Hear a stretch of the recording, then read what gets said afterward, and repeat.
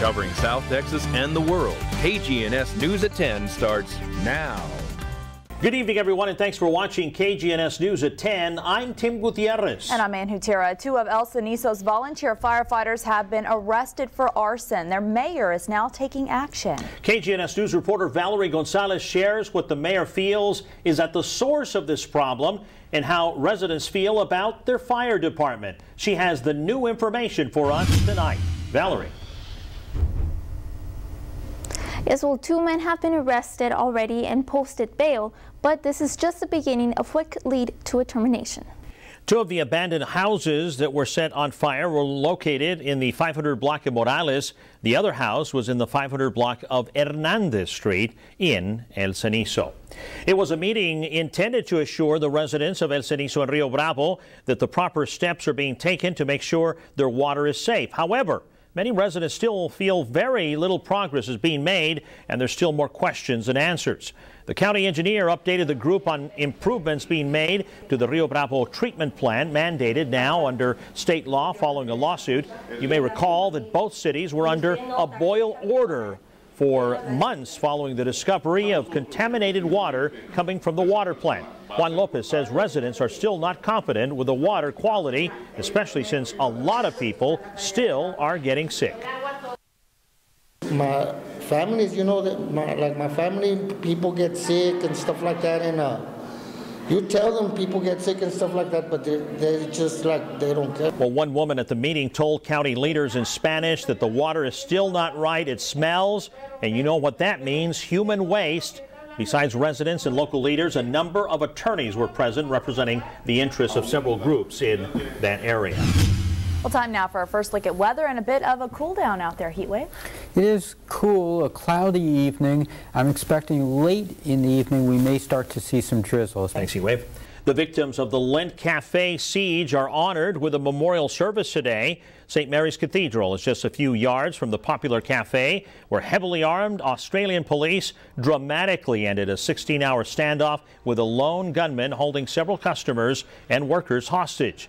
Police say they would investigate whether the two hostages were killed by the gunman or died in the crossfire. The gunman was also killed in that attack. Scammers are often out during the holidays trying to take your hard-earned money, and this year is no different. AEP says people claiming to work for the electric company are calling and going door to door demanding money from unsuspecting customers. KGNS News reporter James Johnson tells you what you need to know to keep yourself from falling victim.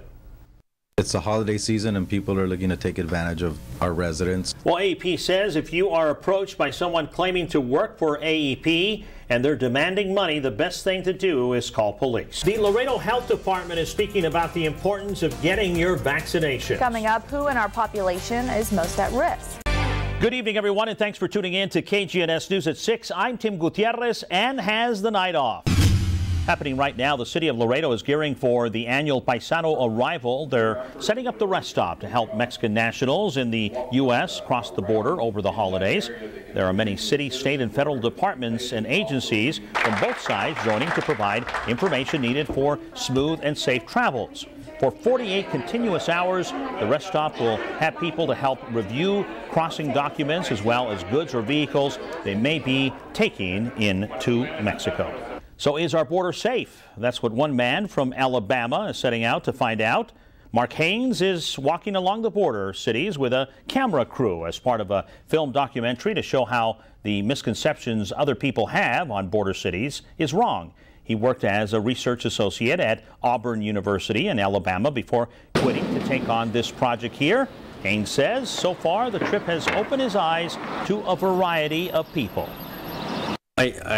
One thing in particular is that I often find that the things we fear most are exaggerated, and for sure the Southwest, Southeastern United States and Midwest see this as a very dangerous area. Haynes has been on his walk since October 27th, starting in El Paso. The final destination is Boca Chica near Brownsville. Out of the police beat tonight, a surveillance camera captures two robbers stealing thousands of dollars from a restaurant in downtown Laredo. This is video of two men seen breaking into the front door of the restaurant La Fonda Don Martin on San Bernardo One of the men is seen wearing a sheep mask. Yeah, a sheep mask, while the other covers his face with what appears to be a sweater. Inside the restaurant, they take money from the register and $3,000 from a safe. If anyone can recognize these men, they are asked to call police at 795-2800 or Crime Stoppers at 727-TIPS. All calls will remain anonymous. Well, parents, listen up. A recent report indicates Webb County has the second most child hospitalizations in the state. KGNS News reporter James Johnson attended a special event aimed at decreasing that number. He tells us more right now. James? Thanks, Tim. Today's class is put together by the Safe Riders program of Austin. They decided to come to Laredo after noticing an increase in the number of children here being injured in car accidents. And the next Safe Riders Technician Certification Workshop will be held in San Antonio at their TxDOT office. That's scheduled for next month. On our web poll tonight, we're asking, how often do you see children not wearing a seatbelt in a moving vehicle? You can answer that question at kgns.tv. In news making headlines around the nation, the CIA's director addressed reporters today over his agency's use of enhanced interrogation techniques following 9/11. Karen Kaifa reports on how they're being accused of torture. This agency did a lot of things right.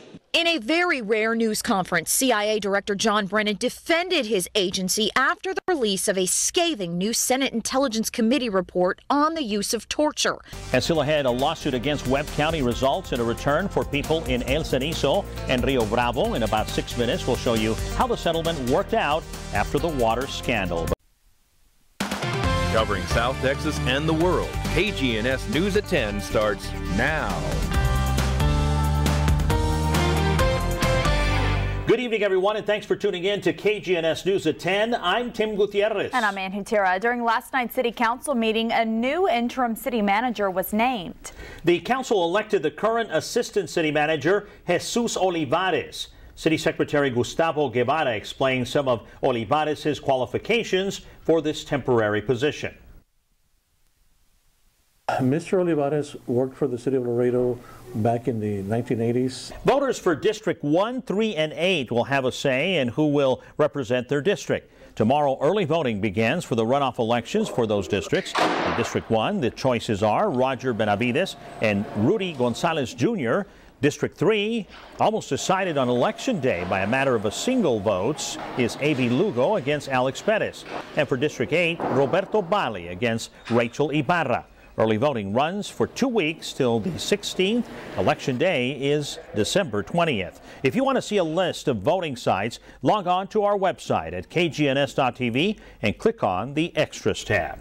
Now it's time for our first look at weather. Pretty chilly outside right now as the mercury heads down quickly for a second night in a row. Yes, it does. Heat Wave has a look at current conditions. Heat Wave. Temperatures in the 50s at this point. I'll take you through the next 7 days in a few minutes. So that moisture very possible, right? In a drizzly form, I don't expect any heavy accumulation. Okay, thanks, Ewan.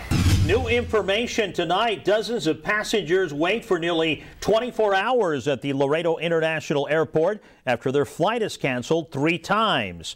An Allegiant flight to Las Vegas was supposed to arrive at around 8 last night, but the airline says crosswinds did not allow the plane to land. Passengers say the pilots attempted to land 3 times, but eventually returned to McAllen. 2 passengers here say they are unhappy with all those delays.